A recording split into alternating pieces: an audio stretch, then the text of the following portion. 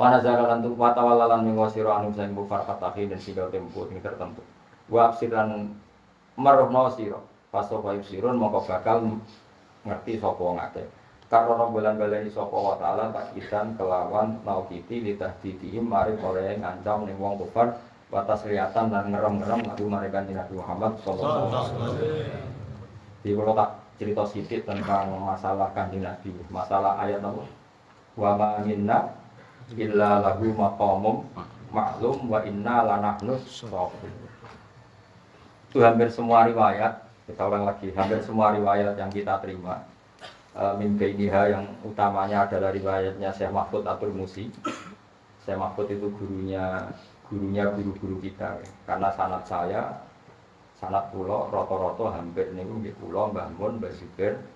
Zubair yen ngaji di Pakai Mas Kumambang niku Gresik, terus ngaji Syekh Mahfud. Napa? Syekh Mahfud itu orang Termas tapi hidupnya di Mekah. Itu juga gurunya Mbah Hasyim Asy'ari. Jadi kalau sanadnya Mbah Mun yang lain, Mbah Mun, Mbah Karim Nirboyo, terus Mbah Hasyim Asy'ari, kemudian siapa? Mbah Mahfud. Jadi sama-sama ketemu di siapa? Mbah Mahfud. Nah itu di beberapa kitab yang saya baca, tentu Mbah Mahfud sendiri juga tidak mengarang, tapi mengikuti guru-gurunya. Gurunya beliau adalah abahnya sendiri diantaranya. Tapi yang paling dipakai timah itu yang ngarani anak Talibin. Syekh Mahfud itu menangis saya Abi Bakar Sarto yang ngarani anak Talibin. Saya Abi Bakar Sarto itu punya kakak kandung yang juga gurunya, namanya Umar Sarto. Itu gurunya mbahnya Mbah Mun. Mbahnya Mbah Mun itu dulu ngaji di Sayyid Umar. Umar Sarto itu punya anak namanya Abdullah, punya anak lagi namanya Hamzah, itu yang hidup di daerah saya, namanya Sayyid Hamzah, hidup di daerah Sarang, di daerah saya. Itu menceritakan ketika Nabi Mi'raj, akhirnya kan sampai Sidratil Muntaha. Wasyaha itu Nabi itu terlenakan oleh nur-nur yang enggak kebayang. Wasya itu corong Jawa dikerutupi, maksud dikerutupi itu Nabi ngadepi satu alam yang sudah ada alam yang normal, namanya Sidratil sudah klimaks. Nah karena Nabi dari bumi itu dikawal malaikat siapa? Jibril. Tentu pas ape madhep itu minta Jibril temani. Jibril nggak mau. Ada garis batas. Sampai sini saja ya Muhammad, saya nemani kamu. Enggak, kamu harus ikut. Saya kan dari awal dengan kamu. Terus pada hadratil rububiyah, lagi-lagi jangan kamu takayuf. Pokoknya pas ila hadratil rububiyah itu Nabi termasuk Jibril di situ. Ketika ditanya Nabi, kenapa kamu tidak ikut? Malaikat Jibril jawab, wa ma minna illa lahu maqamum maklum. Kita ini punya posisi yang sudah jelas dan ini batas posisi saya. Apa batas posisi? Itu enggak boleh sampai mengantar Nabi ketemu hadrah rububiyah. Sehingga ketika Nabi untuk wahyu, sholat, macam-macam, Jibril tidak ikut. Itu jenenge wa ma minna illa lahu maqamum maklum wa inna lanahnu. Sehingga dialeknya Nabi dengan Allah itu yang tahu ya Nabi sendiri. Nanti kita tahu riwayat itu ya karena Nabi sendiri yang cerita, bukan malaikat Jibril. Dan itu masyhur itu di semua riwayat, termasuk yang diceritakan Pak Mahfud. Saya pernah baca itu di sini. Tak terang nomenah potongannya lali, jadi tidak usah tersinggung. Itu di sanad-sanad kitab kita. Tidak saya, kita semua ulama Indonesia. Itu Nabi pasun kemana pangeran baca kok at-tahiyatul barakatus shalawatus thayyibatul bahwa segala penghormatan, segala keberkahan, segala kesucian semuanya hanya milik Allah Subhanahu. Allah menjawab assalamu alayka ayyuhan nabiyyu wa rahmatullahi wa barakatuh. Terus Nabi saking baiknya itu tidak ingin kalau rahmat itu hanya untuk beliau. Maka beliau menjawab assalamu alayna wa ala ibadillah sholihin. Ya Allah, salam engkau yang luar biasa ini jangan hanya untuk saya tapi untuk semua orang soleh. Jadi itu menunjukkan betapa baiknya Nabi kita.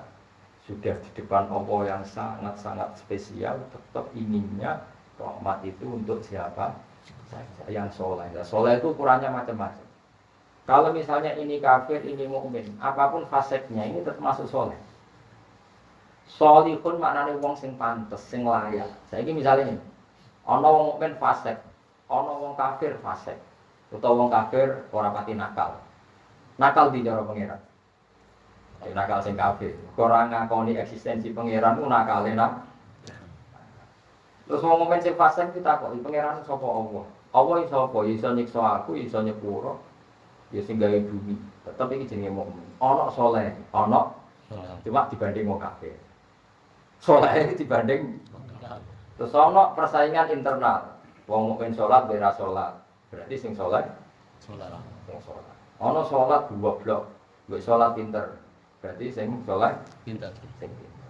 Ana pinter salat ikhlas, wis sing ra ikhlas pinter alim tapi ra ikhlas. Bener sing ikhlas. Pokoknya saleh itu sesuatu sing layak, napa? Layak. Sing layak.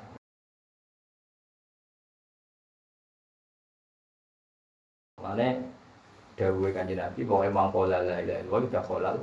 Dan maksudnya iku kowe bandingno saleh iku aja kene internal tok juga eksternal. Ben fair uripku fair aja kaya wong-wong sing ekstrem. Bandingno wong iku saenake dhewe. Misale aku muni ngene. Misale kowe dhe anak Zaid Umar Bakar. Kokno awas kan ora. Rokok tenan. Kowe dhe anak Zaid Umar Bakar. Tapi ora jeneng sahabat, jenenge anakmu. Kowe nek jenenge sahabat ora ono sing beling jenenge anakmu. Zaid, Abu Bakar, Umar. Bakar nek ora Zaid, Bakar, Umar. Terus kowe mendingin ya ambek Ruhin. Aku nek ambek Umar ora pati sayang. Wes. Terus bareng ana anake tangga jenenge misale Purnomo. Aku mbek cah iku sayang. Iku tetep lahu maqam maklum. Lafat ini punya maqam maklum. Ternyata kowe muni rasa yang mbek Umar, ternyata nak nyangoni Umar cek 1 juta. Nganggo mobil ya ora usah pamit, buka kulkas ora usah pamit. Muni sayang Purnomo wong liya, kowe nek ngawoni ya 50.000 wae bedak bodoh, paham ya? Wong sayang tapi nisbate ning ajna. Paham ya? Allah yang ngono. Allah yo sakake mbek wong kafir ning donya, piye kawulane, tapi sakake mbek delok wong li. Muni rapati sayang tapi mbek wong mukmin. Piye-piye kawula sing wis ning jero mergo dong ya kira-kira Pak. Paham ya? Jadi ketika Allah ngendikan aku iku ora seneng wong mukmin sing ora salat, tapi iki wong jero tetep ora seneng dengan makna tertentu. Mergo wis wong jero. Ummatul ijabah. Kalau dalam bahasa Arab ummatul ijabah. Mulane Nabi ngendikan maqala la ilaha illallah jana wa jana wa misara. Kowe sambil ningelah angger di kalimat tauhid engko tetep mlebu swarga. Ya tetep beling. Nabi yo duka wong beling. Tapi wong jero tetep mbok pira kapane disiksa neraka atau kapan-kapan mlebu swarga. Baik mau kowe muni aku ora pati seneng mbek Umar. Tapi Umar iku anakmu. Muni ra seneng iku ada kadar khusus. Di kalimat tidak seneng. Wong anak. Tapi kowe muni seneng wong liya kadare sepira wong liya. Kira-kira ngono lho ana umat ijabah karo umat. Lha memahami ngono kok ora iso. Dong gitu. Dong ora. Dadi kabeh proporsional tapi terus misalnya terus ana tangga goblok muni ngene. Rugen gak seneng mbek anak Umar, kok Umar cek mulai moro mae padahal bapake ra seneng. Goblok ta ora sing protes ngene. Kira-kira. Goblok. Goblok nopo udah fase. Kok ora tau goblok dhewe. Ya wis. Wis penting kula niku ngaji lah. Ben wong ngerti apa-apa iku nganggo ilmu iku nganggo. Iku tunggal ngene, rata-rata misale kowe tangganan mbek wong sing lagi gedeng bojone. Aku mbek bojoku ora seneng cerewet jutek. Bareng ngono bojomu ya mulai bareng ketemu kowe nganggo sepeda motor ora usah pamit. Terus tanggamu muni ngene, iku piye ora kok seneng iki mlebu-mlebu. Sing goblok tanggamu tak kowe. Wong muni ra seneng bojo iku maknane kadare gak mau sepi. Sepiro tetep kowe bojoku yo mulan anggo motor ora usah pamit. Paham ya? Terus kowe muni ngene, apa jane senengku mbek Sri. Terus sing mlebu metu omahmu. Jadi kabeh ada kadar sesuai kalimat masing. Nah, ketika Allah misalnya atau Rasulullah ngendikan aku mbek wong mukmin sing ra salat ora seneng. Ya ora seneng dengan kadar ketidaksalatannya saja. Tapi Allah tetap seneng dari sisi dia iman. Ngono kok iso mikir, kan cukup banget dadi wong ekstrem semua. Ngaji mun gak temu ngaji. Lah contoh ngaji ya sebab ngene tapi ngaji bisa ngaji.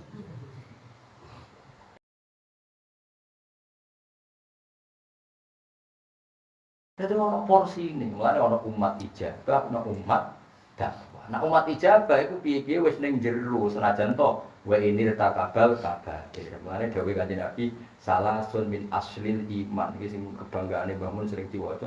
3 hal ini pokok iman al-kafu amang qala la ilaha illallah wa alla nukhrijahu bidzambin, dan kita tidak akan mengeluarkan dia dari Islam hanya karena melakukan satu kesalahan.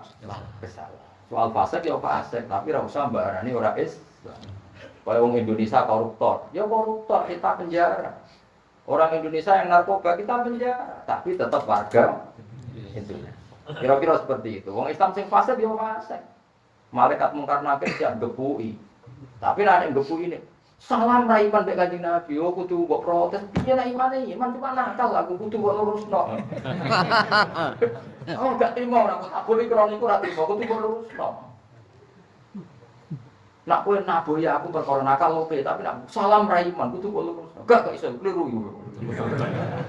Wani iki ngono kan. Kudu wani, pokoke nek nek ngomong ngono lho. Tapi kita orang ngarah. Jadi kudu proporsional. Jadi mukmin itu ibarat Islam itu rumah kita. Seperti kita punya rumah Indonesia. Apapun salahnya orang Indonesia tetap warga Indonesia. Soal salahnya dihukum. Kayak gue ini gitu. Tetap kelompok jalan. Oh coba tak orang paham tau. Kerepotan, ini gue kerepotan, apa? Misalnya aku Islam, tapi bener tau orang mau Islami tak berurung. Rasa takok, no itu keren. Islam ya Islam saja. Lha kok Islam itu orang perilaku nih. Wong Islam kok takono. Islami, Islam ya Islam saja. Lalu sing darani iman mu antuk minabillah wa malaikatihi wa kitabihi wa rusuli wal yaumil akhir wa bil qadar khairihi wa syarrihi. Angger kowe iman di 6 hal ini ya jenenge mu. Lah sing darani Islam piye? Ya Islam iku kowe yakin la ilaha illallah Muhammadur Rasulullah. Terus melakukan sholat. Nah, melakukan sholat itu ono meyakini wajibnya sholat meskipun tidak melakukan. Atau melakukan tidak yakin wajibnya sholat itu ya masalah. Nah, yang benar ya meyakini wajibnya sholat dan. Nah karena ada 2 kewajiban saat orang meyakini wajibnya sholat kemudian tidak sholat salah ya separuh karena tidak sholat tapi masih benar separuh karena meyakini itu wajib. Karena sekali meyakini tidak wajib jadi kafir kan karena dia menghukumi sesuatu beda dengan hukumnya Allah dan Rasul. Ngerti toh kan zaman ngaji oke, roh isi eling. Oh oke langsung meninggal alhamdulillah. Ya dong ya. Jadi fasik ya ben fasik wae, tapi ra usah kamu keluarkan dari Islam. Bagaimana warga Indonesia sing narkoba, sing koruptor tetap warga Indonesia. Soal salah itu kayak hukuman. Kalau kowe sebenarnya misalnya fasik itu dihukum oleh pengiran tilbonan roh. Mbok ngerti ora roh. Tapi tetap mukmin, tetap sampean gak halal. Nah, bertimbang ning roh. Rencana pirang to? Subhanallah jika kelan mau suci pengiran sira. Robbi subhanallah jika kelan mau suci pengiran sira, jadi iku pengiran keluhuran, ail ghalabati zat sing mesti menangan. Allah tersucikan amma sanging apa wae yasifuna kang nyifati sapa wong akeh ing ma. Misalnya bi anallahu waladan. Tapi bi anallahu waladan Dewi Imam Suyuti pokoknya Allah tersucikan dari sifat yang disematkan orang-orang yang salah.